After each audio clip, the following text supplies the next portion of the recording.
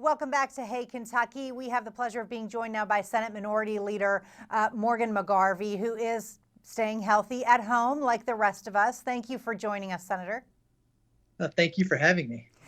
So this is unprecedented times. We've talked about it ad nauseum, but you guys did come together to do a one-year budget. Kind of tell me how that process went down. It's been a strange process. When the governor first announced his budget way back in January, this wasn't even on anybody's radar.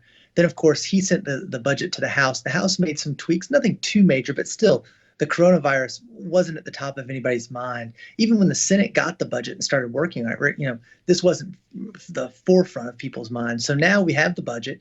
All of a sudden, we go, wait a second, things have totally changed.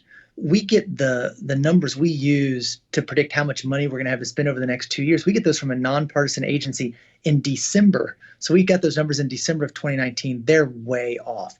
So the 2-year budget was kind of thrown out the window. And I think what we decided is the most responsible thing to do was pass a 1-year budget, which essentially continues current spending. So we can come back either in a special session this fall or at the latest next January when we're regularly scheduled to meet anyway and look and see, okay, how much money do we actually have to spend as a state? How much federal stimulus money are we going to get in? What does that look like for our budget? Where are we going to get some extra money potentially? And then how can we come up with a truly responsible spending plan for the state of Kentucky?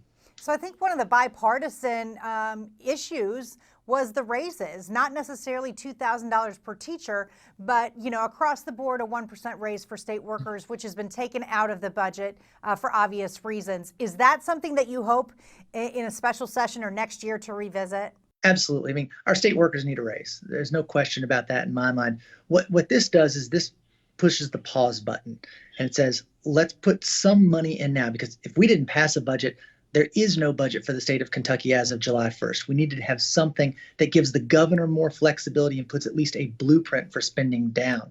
But then, next year we are going to come back and we're going to fight for those things. So those fights aren't put off forever. They're just put on hold right now while we have some type of spending plan, again, that gets bipartisan support and gets us to the next phase of budgeting in the coronavirus. Obviously, in the current situation that we're in, and for the last month or so, and maybe for the next month or two, casinos wouldn't be open and running. But do you believe this is a cautionary tale to say, hey, if we had done this maybe beforehand, or if we do this in the future, it might not put us in such a financial hole should something terrible happen again? We have been shortchanging our state budget since the 2008 economic crisis. We haven't come up with new revenue options, whether it's casino gaming, whether it's tax reform, whether it's some type of marijuana, medicinal or recreational. We haven't even had those discussions or had those votes. And so those revenues would go down. All states are going to see their revenues decrease in the next couple of years. But what we would be doing is we would be better funding the programs we had, and we would be taking a piece from a larger pie out.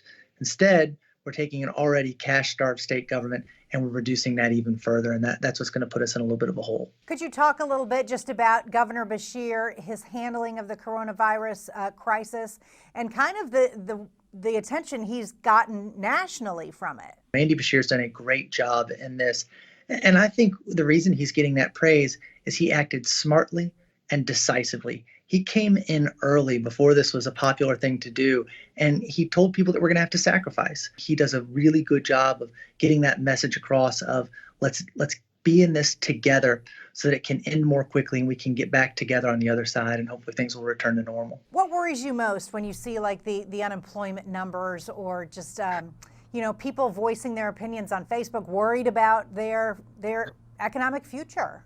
I think we're all worried.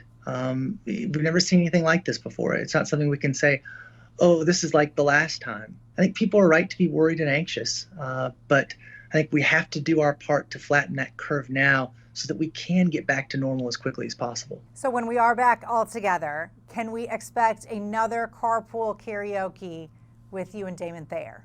Most definitely. We're not going to be within 6 feet of each other anytime soon, but definitely when things are in the clear, there'll be another carpool karaoke. I just want to be able to pick more of the songs this time. Let's do it. Hey, Senator Morgan McGarvey, we really appreciate you being with us here on Hey Kentucky, and we'll probably check in with you sometime down the road. Sounds good. Stay safe. You too. Thank you. Much more Hey Kentucky right after this.